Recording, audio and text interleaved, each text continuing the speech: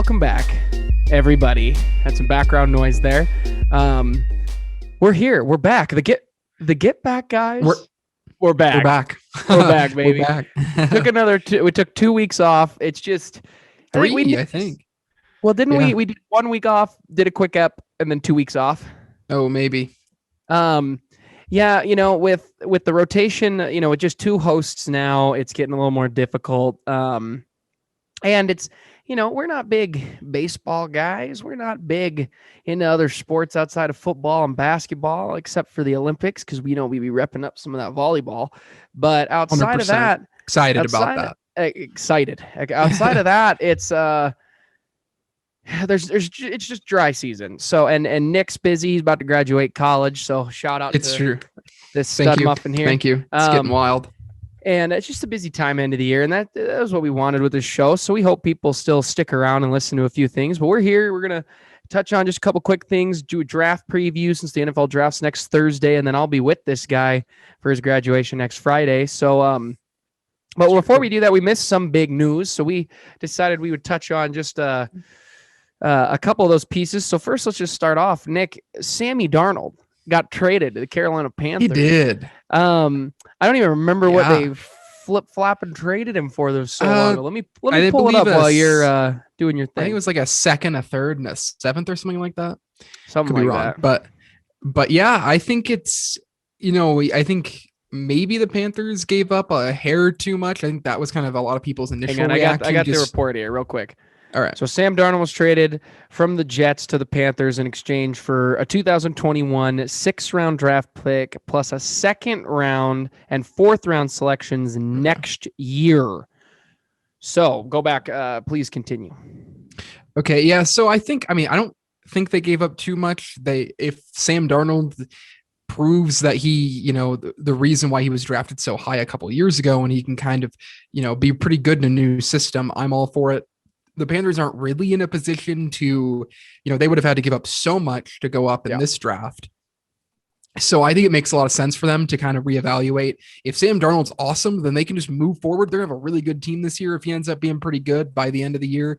And if not, that next year they can reevaluate it. They're kind of on that Matt Rule 3-year plan. By year 3, they need to be kind of being really good, especially with, thinking about where that division could be at in a couple of years. They could be that dominant force, I think. And Sam Darnold is just a good opportunity, good value, I think. And I think it also makes a lot of sense for the Jets, and it confirms that they're going to go after Zach Wilson at number 2, which also makes a lot of sense for the new regime getting a new quarterback, I think. So I think it's a good move all around. The Jets got a little more than I would have thought they would have for Darnold for how bad he's been over 2 years. But everyone's saying it. Ryan Tannehill with Adam Gase was atrocious.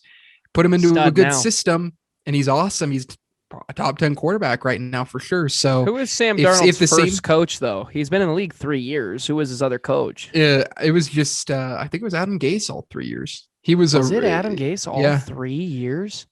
Yeah. Adam Gase has been the head coach of the New York Jets for 3 years. He was, yeah. Are you sure it wasn't Todd Bowles that got him that first year? I don't think I thought it was Adam Gase. It might be, but I do want to point out though, maybe it was just our inner circle, but when Breeze got hurt and Teddy Bridgewater came in and played pretty good, people are saying he's going to sign, he's going to be the next big thing. It's going to keep New Orleans competitive. And then he left, signed a big deal. And turns out Teddy just never really fully recovered from that injury. He's just kind of okay. Needs a lot of weapons around him. He's just average.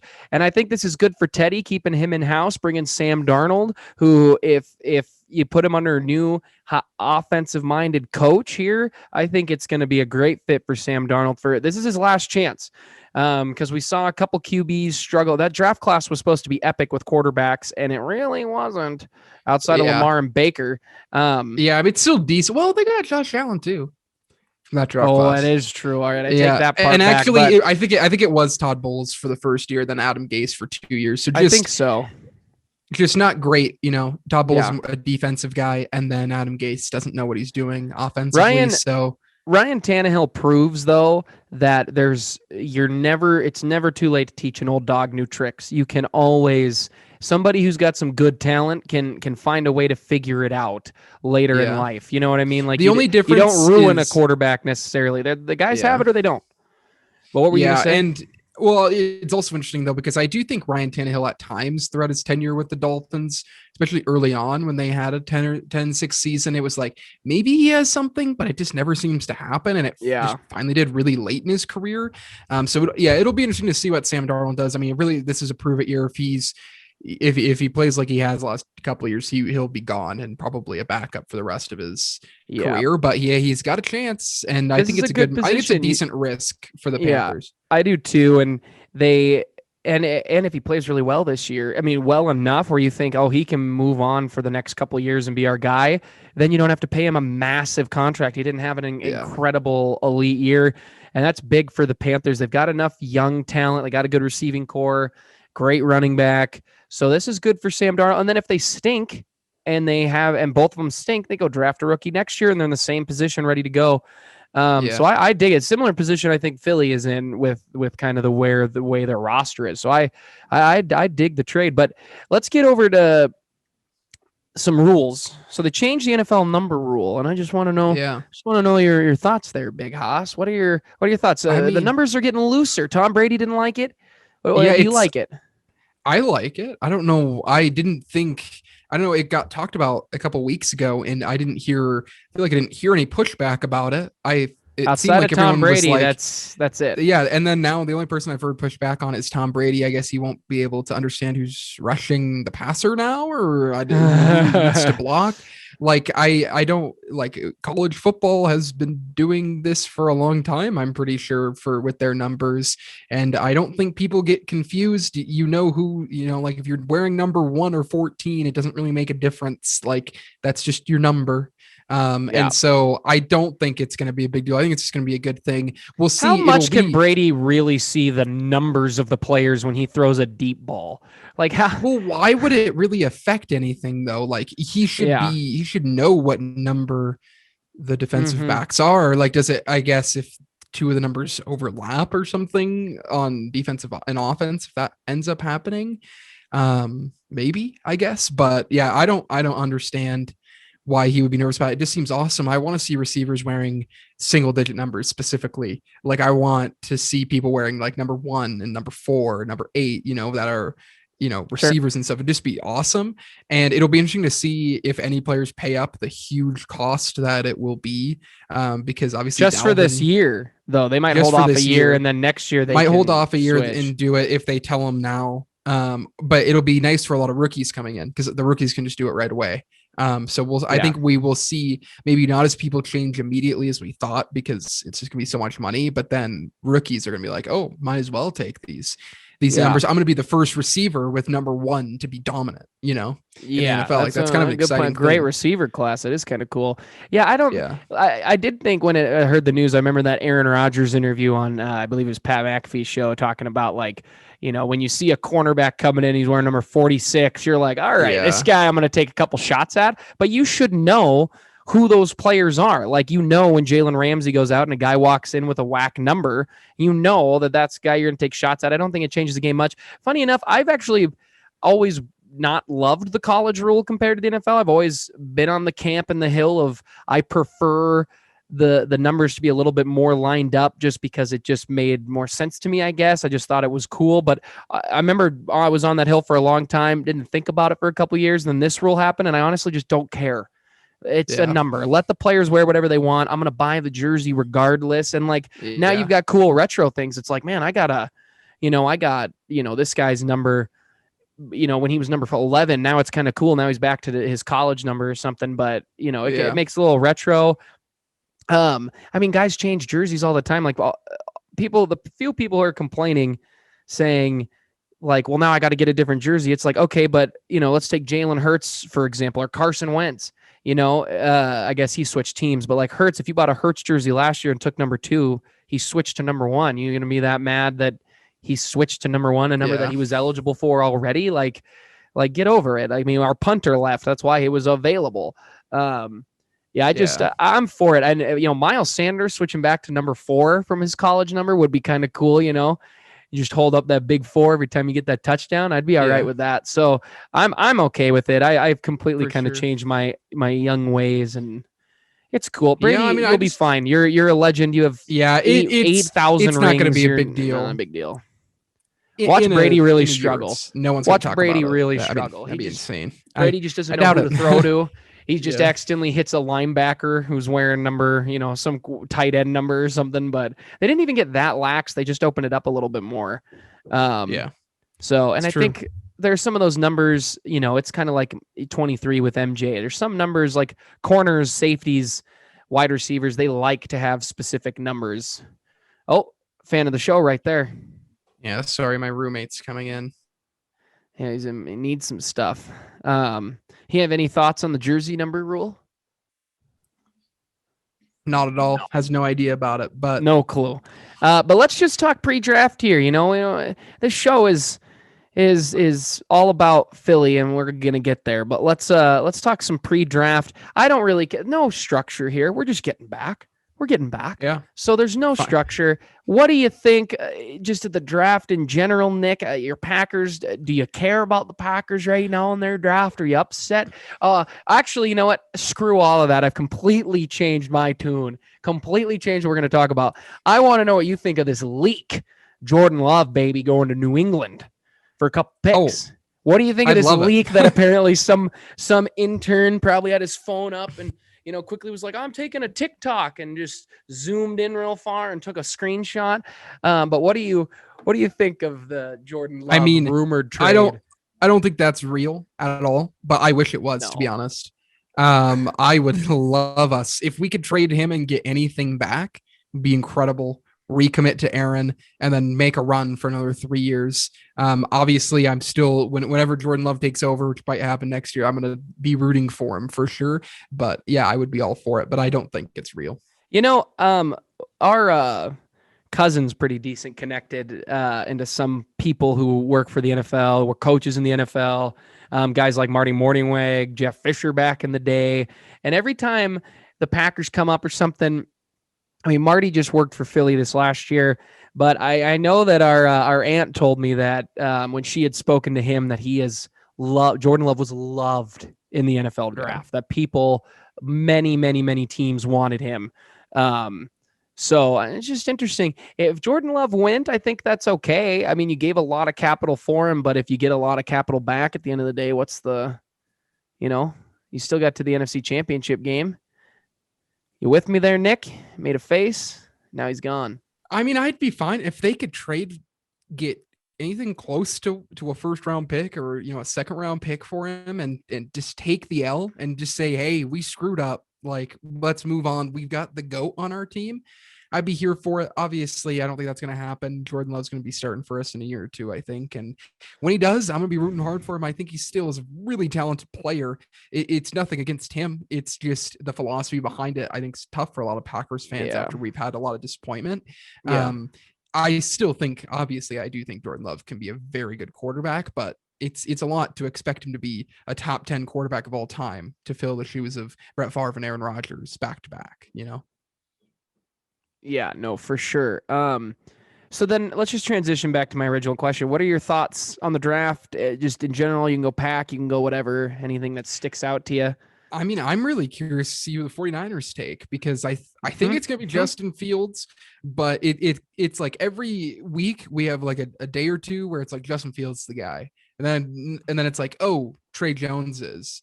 And it's like, oh, Mac Jones, Trey Lance, and then Mac Jones. And it's like, and right now, the last thing I've heard is that people think it's going to be Mac Jones for sure, that they think he's an elite pocket presence or something like that. I definitely think it's Justin Fields. I think it's just a lot of smoke for the other two. That I think other franchises could even be putting out there saying Mac Jones is good, trade up for him with us or something, Yeah, I think quarterbacks would go 1, 2, 3, 4. My thoughts. I don't know. What are you thinking about the 49ers situation? I don't know who they're going to take. All these quarterbacks look good. I just think quarterbacks are going to go 1, 2, 3, 4. I don't know if the Niners are going to take probably one of those great quarterbacks. It looks like quarterbacks are going to go 1, 2, 3, 4. I think quarterbacks are going to go 1, 2, 3, 4, even if the Falcons trade out, which they're rumored to. I think quarterbacks go 1, 2, 3, 4. It's to the point now where last year Trevor Lawrence was widely considered the best draft prospect ever, and now it's like, oh, maybe he might not go number 1. So I just don't even know. I'm not a scout. I'm not watching these guys on tape. I'm not watching them in the pro days.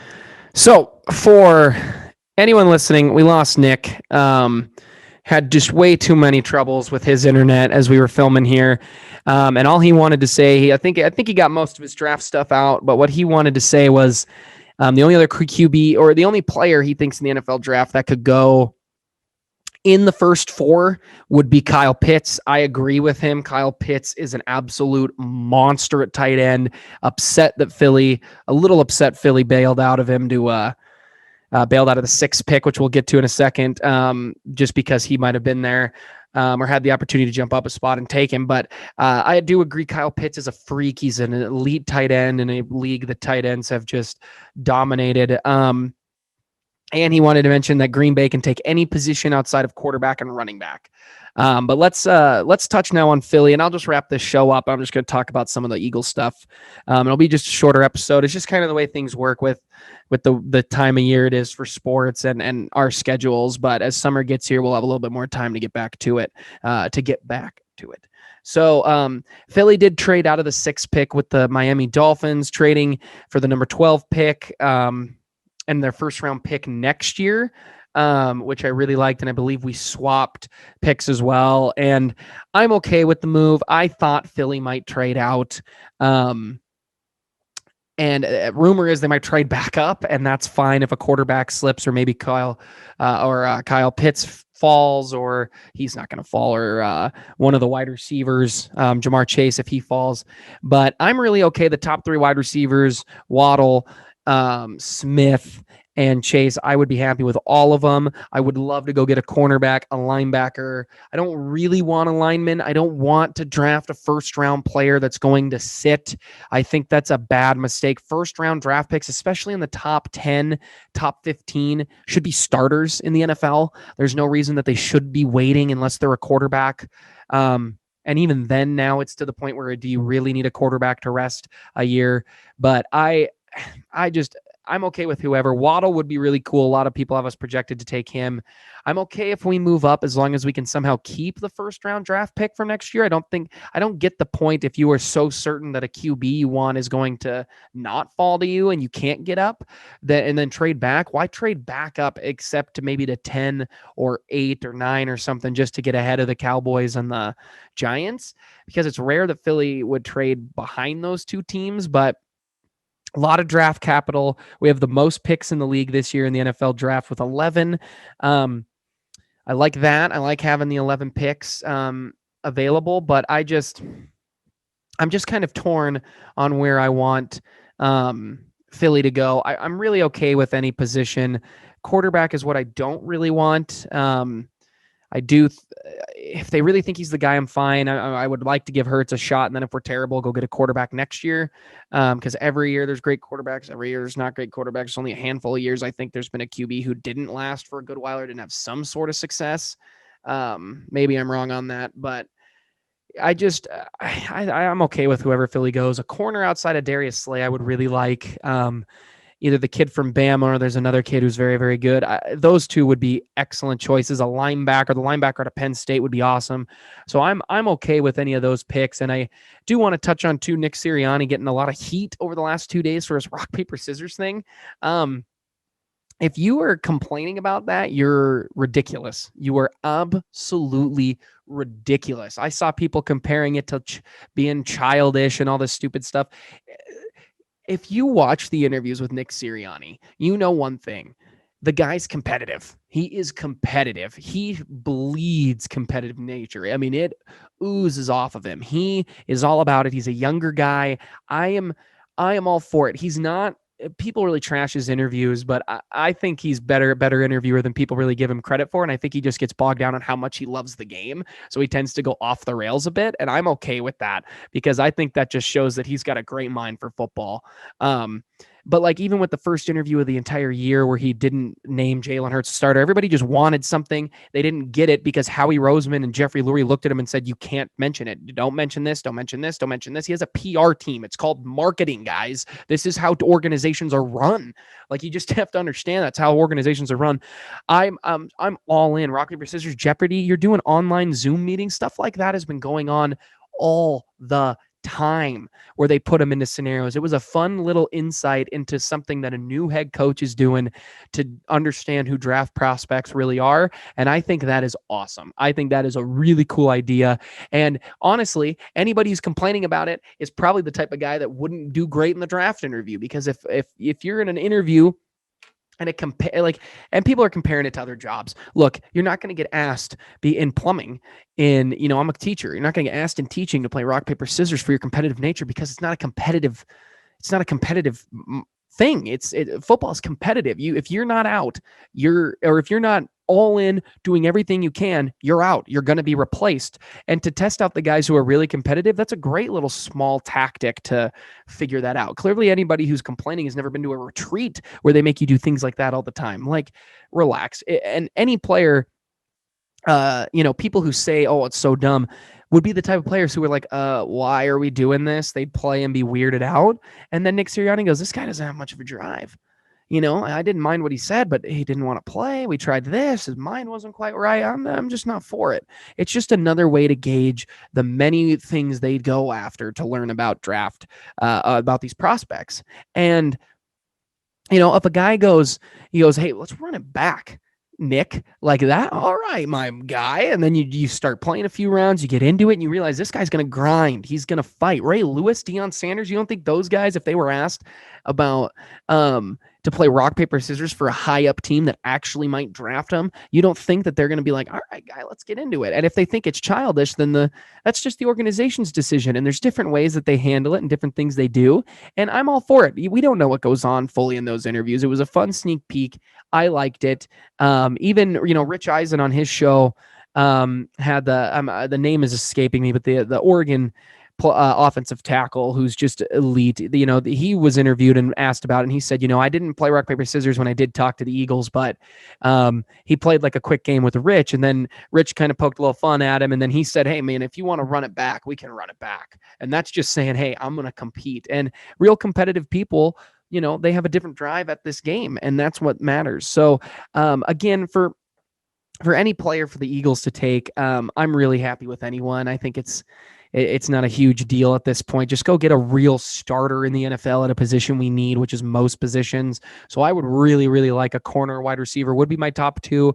If they somehow trade up to get Kyle Pitts, I'd be fine with that. I'm okay with Chase, Waddle, or Smith. I think all three of them would be great. I'm not worried about Smith. Small frame guys have done great in the NFL.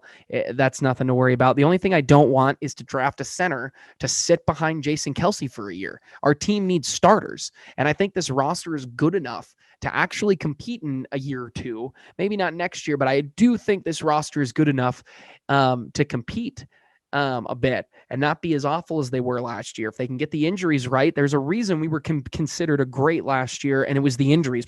It started with the injuries. It did not start with Carson Wentz and Doug Peterson. It started with it might have started with Doug, but it started at the injuries, the massive amount of injuries and guys not working their hardest. And that was the problem with the Eagles more than anything last year. So I just hope Howie pulls out a great player, because we need great players, and he's got a bad draft rep. So, yeah, but anyway, guys, for a smaller episode here at the Get Back Guys, sorry Nick had to bail. Those are our quick kind of thoughts for this week's episode. We will have an after show. We'll talk about the draft and where people went, trades that were made for the first day, or anything big later, and how the draft went. It'll be over by the time we have a next episode. So for the Get Back Guys, we thank you. We're getting back. We're getting out of here. So see you guys next time, and fly, Eagles, fly.